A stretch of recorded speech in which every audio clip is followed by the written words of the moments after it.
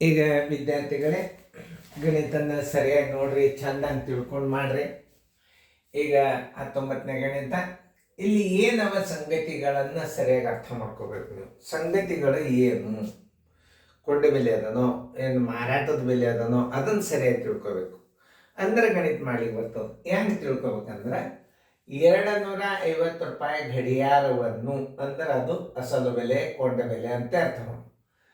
ಅದು ಮಾರಾಟದ ಬೆಲೆ ಯಾವಾಗ ತಿಳ್ಕೊಬೇಕಂದ್ರೆ 250 ರೂಪಾಯಿಗೆ ಗಡಿಯಾರವನ್ನು ಮಾರುವುದರಿಂದ ಮಾರಿದಾಗ ಅಂತ ಏನಾರೆ ಬಂದು ಅಂದ್ರೆ ಅದು ಮಾರಾಟದ ಬೆಲೆ. ಈಗ ಏನಂತ ನಾವು 250 ರೂಪಾಯಿ ಗಡಿಯಾರವನ್ನು 10% ಲಾಭದಲ್ಲಿ ಮಾರಿದರೆ ಆಗುವ ಲಾಭ ಎಷ್ಟು ಅಂತ. 100 ರೂಪಾಯಿ ಕೊಂಡ ಬೆಲೆ ಇದ್ದಾಗ 10 ರೂಪಾಯಿ ಲಾಭ ಇರ್ತದ. ಸರಳ ಲೆಕ್ಕ. 100 ಕೊಂಡ ಬೆಲೆ ಇದ್ದಾಗ 10 ರೂಪಾಯಿ ಲಾಭ ಇರ್ತದ. 250 ರೂಪಾಯಿ ಕೊಂಡ ಬೆಲೆ ಇದ್ದಾಗ ಎಷ್ಟು ಇರ್ತದೆ? ಇಷ್ಟೇ, ಅತಿ ಸಿಂಪಲ್.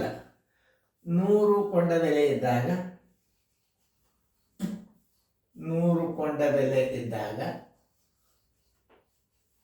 100 ಕೊಂಡ ಬೆಲೆ ಇದ್ದಾಗ ಈಜ್ಕೊಳ್ತು ಎಷ್ಟು? 10 ರೂಪಾಯಿ ಲಾಭ. 10 ರೂಪಾಯಿ ಲಾಭ ಎಷ್ಟು? 250 ರೂಪಾಯಿ ಕೊಂಡ ಬೆಲೆ ಇದ್ದಾಗ. ಹಿಂಗೆ ಸರಿಯಾಗಿ ಅರ್ಥ ಮಾಡಿಕೊಂಡು ಲೆಕ್ಕಗಳನ್ನು ಮಾಡಬೇಕು. 250 ಗುಂಡ್ಲೆ 10 ಸರ್ವಾಸ್ ಬಾಗಿಲೆ 100. ಈ 0 ಹೊತ್ತು ಈ 0, ಈ 0 ಹೊತ್ತು ಈ 0. ಎಷ್ಟು ಬಂತು? 25 ರೂಪಾಯಿ ಲಾಭ. ಆದ್ದರಿಂದ ಆನ್ಸರ್ ಲಾಭ ಈಜ್ಕೊಳ್ತು 25 ರೂಪಾಯಿ. ಎಷ್ಟು ಲಾಭ ಅಂತ ಕೇಳ್ಯಾರ. 25 ರೂಪಾಯಿ ಲಾಭ. ಎಲ್ಲದ ನೋಡಿ 25 ರೂಪಾಯಿ? ಉತ್ತರ ಸಂಖ್ಯೆ ಸಿ. ಇದೇ ಒಂದು ಮಾದರಿಯಲ್ಲಿ ಕೊಟ್ಟದ್ದು ಮಾಡಿರಿ. ಅದಕ್ಕೆ ನಿಮಗೆ ನಾ ಹೇಳೋದು, ಮಾಡ್ಲಿಕ್ಕೆ ಯಾಕೆ ಹೇಳಿರ್ತಂದ್ರೆ ಈ ಲೆಕ್ಕ ನೀವು ನೋಡಿದರೆ ಮುಂದಿನ ಲೆಕ್ಕ ಮಾಡ್ತೀರಿ. ಮಾಡೋದಾದ್ರೆ ವಿಡಿಯೋ ಆನ್ ಮಾಡ್ರಿ. ಯಾಕಂದ್ರೆ 1080 ಇದನ್ನು ನೋಡ್ಬೇಕಾಗ್ತದೆ. ನೀವು ಸರಿಯಾಗಿ ನೋಡ್ರಿ, ನಾ ತಿಳಿಸ್ತೀನಿ ನೋಡ್ರಿ. ಕೊಂಡ ಬೆಲೆ ಎಷ್ಟದ? 1200 ರೂಪಾಯಿ ಬೆಲೆಯ ಟೇಬಲ್ ಅನ್ನು 8.14% ಲಾಭಕ್ಕೆ ಮಾರಿದರೆ ಅದನ್ನ ಏನ್ ಮಾಡಬೇಕು?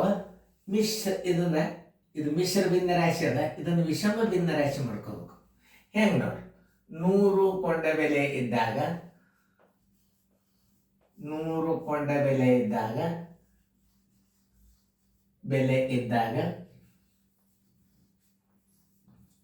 100 ಕೊಂಡ ಬೆಲೆ ಇದ್ದಾಗ 4 × 32 ಒಂದು 33 ರೂಪಾಯಿ ಲಾಭ. 1200 ರೂಪಾಯಿ ಕೊಂಡ ಬೆಲೆ ಇದ್ದಾಗ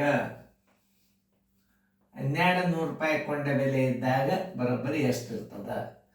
1200 ಗುಂಡ್ಲೆ 33 ಸರ್ವಾಸ್ ಬಾಗಿಲೆ 100 ಗುಂಡ್ಲೆ 4. ಇವೆರಡು ಪೂಜೆ ತೆಗೀರಿ, ಇವೆರಡು ಪೂಜೆ ತೆಗೀರಿ. 4 ಒಂದಲೆ 4 ಮೂರ್ಲೆ 33 ಮೂರ್ಲೆ 99 ರೂಪಾಯಿ ಲಾಭ. ಆನ್ಸರ್ 99 ರೂಪಾಯಿ ಲಾಭ. ಉತ್ತರ ಸಂಖ್ಯೆ ಎಲ್ಲದ ನೋಡ್ರಿ? 99 ರೂಪಾಯಿ. ಉತ್ತರ ಸಂಖ್ಯೆ ಬಿ.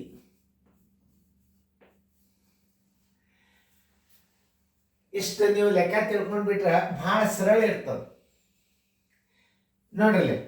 ಇದನ್ನ ನವೋದಯದಾಗ ಹೆಂಗೆ ಹಾಕಬೇಕು ಅನ್ನೋದನ್ನ ನೀವು ತಿಳ್ಕೊಬೇಕು.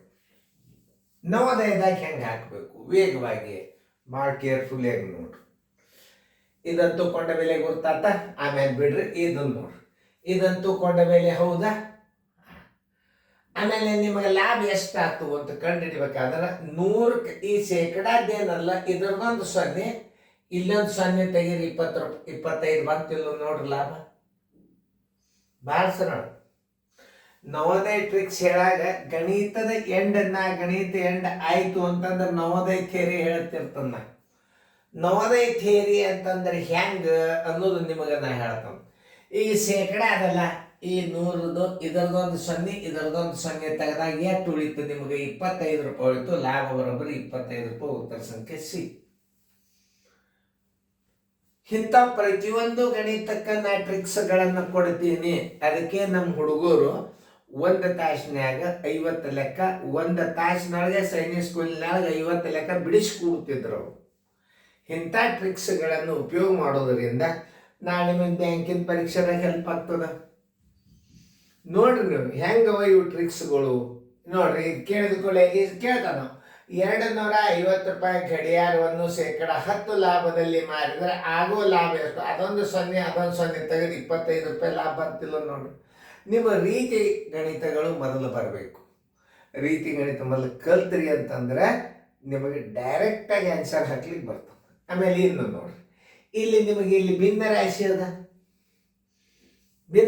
ಅದು. ಅವಾಗ ನಾವು ಹೆಂಗೆ ಮಾಡ್ಬೇಕಂದ್ರೆ 102 0 ಹಾದು ಇಲ್ಲ ನೋಡ್ರಿ. ಈಗ 102 0 ತೆಗೆದ್ರೆ ಈ 8 4 32 33 ಇಟ್ಕೋರಿ. ನೋಡ್ರಿ ಇಲ್ಲೊಂದು ರೀತಿ. ಮೊದಲು ಏನು ಮಾಡಬೇಕು, 8 4 32 ಒಂದು 33 ಇಲ್ಲಿ ಇಟ್ಕೋರಿ. ಈಗ 2 0 ತೆಗೀರಿ. ಈ 4ರಿಂದ ಈ 12ಕ್ಕೆ ಭಾಗಿಸ್ರಿ, 3 ಬಂತು ನೋಡ್ರಿ. 99 ರೂಪಾಯಿ ಬಂತ ಇಲ್ಲ ನೋಡ್ರಿ. ನವೋದಯ ಥಿಯರಿ ಹಂಗವ. ಅದಕ್ಕೆ Joshi coaching class very very important. ಎಲ್ಲ ವೇದಿಕ್ ಮ್ಯಾಥಮೆಟಿಕ್ಸ್ ಗಣಿತಗಳನ್ನ ನಾವು ನಿಮ್ಗೆ ಹೆಂಗೆ ಮಾಡಬೇಕು ಅನ್ನೋದು ಲಾಸ್ಟಿಗೆ ಹೇಳ್ತಿರ್ತೀವಿ. ಈಗ ನೋಡ್ರಿ ಇನ್ನೊಂದ್ಸಲ ತಿಳಿಸಿ ಹೇಳ್ತದ. ಈಗ ಕೊಂಡ ಬೆಲೆ ಇದ್ದಾಗ ಲಾಭ ಕೇಳಿರ್ತಾನ.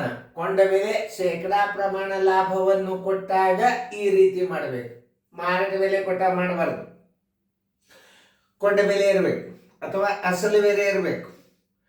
ಕೊಂಡ ಬೆಲೆ ಇದ್ದಾಗ ಶೇಕಡಾ ಲಾಭ ಕೊಟ್ಟ ಅಂದ್ರೆ 0ಗಳನ್ನು ತೆಗೆದು ನೀವೇನು ಮಾಡಬೇಕು, ಮುಂದಿನ ಸಂಖ್ಯೆ ಗುಣಾಕಾರ ಮಾಡಿಬಿಡ್ಬೇಕು. ಈಗ ನಿಮ್ಗೆ ಗುರ್ತಾಯ್ತು. ಒಂದೋದ ಈಗ 0 ಇದೊಂದು 0 ತೆಗೆದಾಗ 100, ಇದೊಂದು 0 ತೆಗೆದಾಗ 25 ಉಳಿತು. 25 ರೂಪಾಯಿ ಬಂದದಿಲ್ಲ ನೋಡ್ರಿ ಲಾಭ. ಇನ್ನು ಹಿಂಗೆ ಭಿನ್ನ ರಾಶಿ ಬಂದಾಗ ಏನು ಮಾಡಬೇಕು?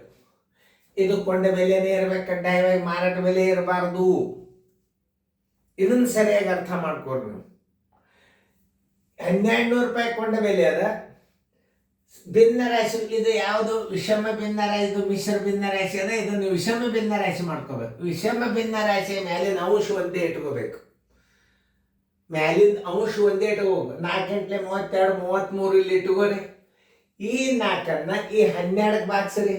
ಎಷ್ಟು ಬರ್ತದೆ? 3 ಬಂತು. ಆ 3 ಇಟ್ಟು ಗುಣಾಕಾರ ಮಾಡಿಬಿಡ್ರಿ. ನೋಡ್ರಿ ಉತ್ತರ ಬಂತು ಇಲ್ಲ?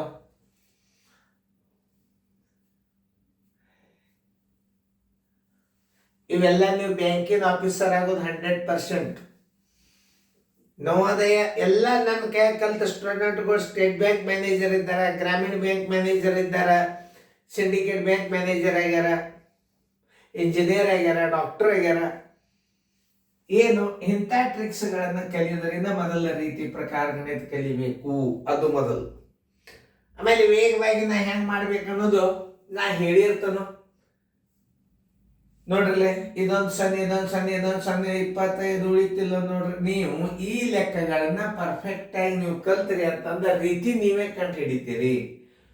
ವೇದಿಕ್ ಮ್ಯಾಥಮೆಟಿಕ್ಸ್ ಅಂದ್ರೆ ಅನುಭವಿಕರು ಫಾಸ್ಟ್ ಆಗಿ ಟ್ರಿಕ್ಸ್ಗಳನ್ನ ಹೇಳ್ಯಾರ.